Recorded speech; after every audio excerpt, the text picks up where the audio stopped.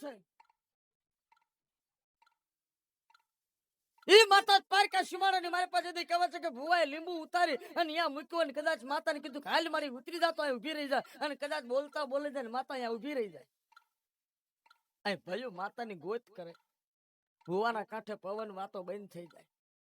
અને પછી માનો કે આવું ગોરિયાવડ જેવી ધરતી હોય અને એવો કોઈ ભાડલાની માલિપા માંડવો નાખ્યો કે જ્યાં ભાડલાની માલિપા બાબરો ભૂત ને માં ગેલ બેઠી હોય અને ત્યાં 84 ખાતાના હિસાબ લેવાતા હોય અને ત્યાં કદાચ જો કોઈ રાખડી બંધ ભૂવો માતાના ડાકલા વાગતા ત્યાં સાસર નાખવા જાય બાપની દેવી હારે હોય. પણ આવા કોઈક મેલી મહણના માલિપા જેથી સાસર પૂરવાના થાય, શોખ પૂરવાનો થાય અને માતા કાંઠેથી વહી ગઈ હોય અને ભુવન પઢિયાર ત્યાં હોય ને તેથી પઢિયારની પાસે તાકાત છે ને માતાનો અસલ મજાવર ભૂવો ખરો પણ માતા અસલ રાખડીએ રમતી હોય ને તો પઢિયાર પાસે રમે છે.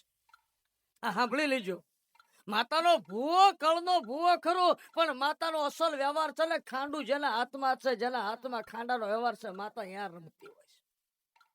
અને જ્યારે કહેવાય છે કે બરોબર ચાતરનો ચોક પૂરવાનો થાય અને ભૂવો વાવણું વાળવા ગયો ને ત્યાં માતા મૂકી દીધી કદાચ અહીં ફૂવા જાય અને જો કોઈ મેલું ઝપટિયું લાગે ને ભૂવો ઉભો ન થઈ કે તેથી પઢિયારમાં એટલી તાકાત હોવી જોઈએ બાવડું ચાલીને કહી દે કે હાલ ઉઠ બાપ, હજુ બાપની દેવી મારી પાસે રમે છે, હાલ તારા બાપની દેવી બેઠી છે, મારા બાપની માં ભગવતીયું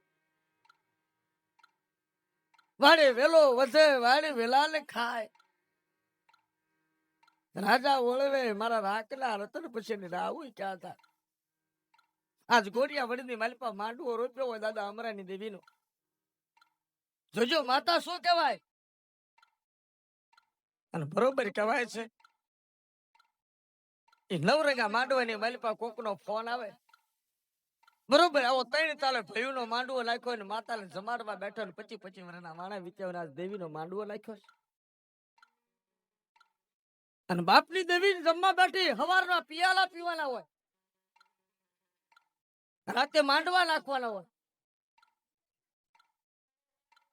એવું બન્યું હતું સચાણાની માલિપા સમૂહ લગ્નનું ટાણું હતું અને દેવાભાઈ જેથી કુંમરખાણી જતા અને માર્ગમાંથી આવતા ને એક્સિડન્ટ થવાની તૈયારી, એક્સિડન્ટ થાય ગાડીઓ ભટકાણ અને તેથી વાંકો નાખી જાય. બસ મારા દાદા અમરાની દેવી મને અધવચ્ચે રાખી અને તેથી બાપ 7 વર્ષની બાળકી બની જાય ગાડીને થપાટ મારી નાખી દે બાપ અને તેથી મારાને કહેવા છે કે રેઠા મૂકી દે મારા બાપ.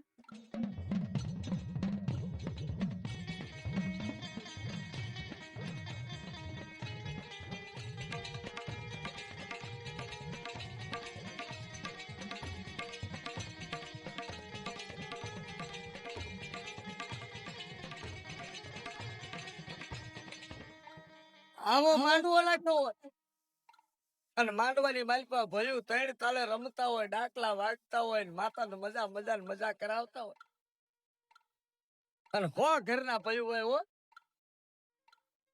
ભયું માંડવાની માલિપા બેઠા હગા ને વાલા દીકરીઓ ને ભાણે બધા આવ્યા હોય. માતાના નામનું જાડું હગું તેડાયું હોય. સવારમાં મારી દેવીનો માંડવો વધાવવાનો હોય અને બરોબર એ વખતે કવનો કોક છોકરો એકનો એક 18 વર્ષનો દીકરો એના માવતરનો એકનો એક હોય. ભયુની માલિપા એક ભાઈનો એકનો એક દીકરો 18 વર્ષનો સિવિલમાં દાખલ કર્યો હોય. એક બાજુ માતાનો માંડવો છે અને એક બાજુ માવતર ગાડી લઈને પોતાના એકના એક દીકરાને સિવિલમાં લઈ જતા અને સિવિલની માલિપા જ્યાં અને ઓક્સિજનની ટોટીઓ સડાવી. 7 દાડાના વાણા વિચાર 7 દાડાના વાણા વીત્યા હોય. સિવિલની માલિપા છોકરો 18 વર્ષનો એકનો એક દીકરો પડ્યો હોય અને 8-10 ડોક્ટર નાડું ઝાલતા હોય, તપાસતા હોય અને પછી બરોબર કહેવાય છે કે જેદી માંડવો વધાવવાની રાત હોય ને જાગરણની રાત અને રાતના 12 વાગે અને સિવિલના ડોક્ટર દીકરાના બાપ પાસે આવે ને કહે કે ભાઈ તમે દીકરાના બાપ છો? કે હા. તમારા હગાવાલા છે કોઈ અહીં? કે ના બાપુ, બધા ગામડે છે. લ્યો મારો ફોન અને જો તમારા હગામાં ભયુમાં ફોન હોય ને આ ફોન કરી દો. સાહેબ શું છે? આ ઓક્સિજનની ટોટીઓ મૂકી છે ને હવે લાલ લીટી બતાડે છે ને આગળ ગાડી પાટો હાલતો નથી. હાથ દાડાથી અમે થતી વિધિ કરતા હતા, મથતા હતા, હાથ ડોક્ટરો અમે મથી થાક્યા. હા, 18 વર્ષના દીકરાને અમે 8 ડોક્ટરો રાત દાડો મથ્યા છીએ, કઈક ઇન્જેક્શન આપ્યા, પણ આજ અમારી કારી બંધ થઈ ગઈ છે.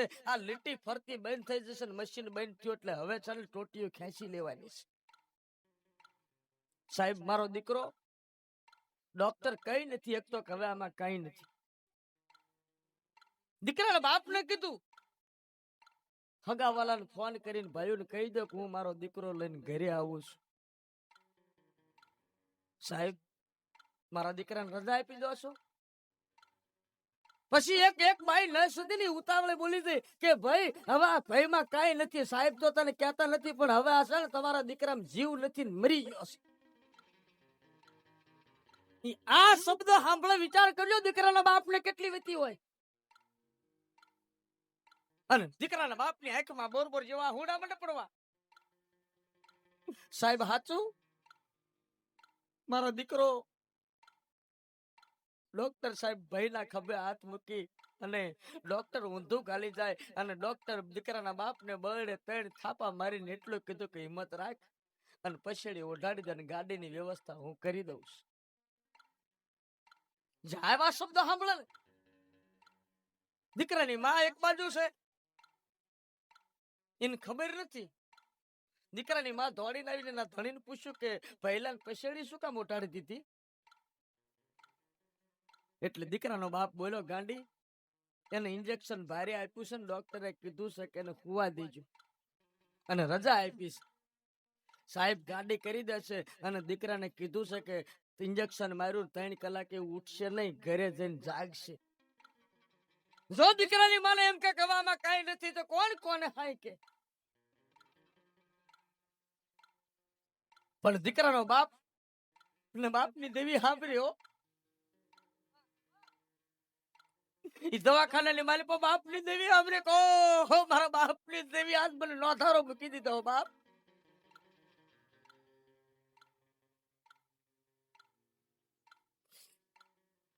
ઈ દીકરાના બાપને દેવી માતા સાંભળી મારા કળને માલિપા પર બાપની દેવી આજ કોઈ નથી મારું. અને મારા દવાખાનાના પગથિયા ચડી જા બાપ, હાલ મારા બાપની દેવી હાલ.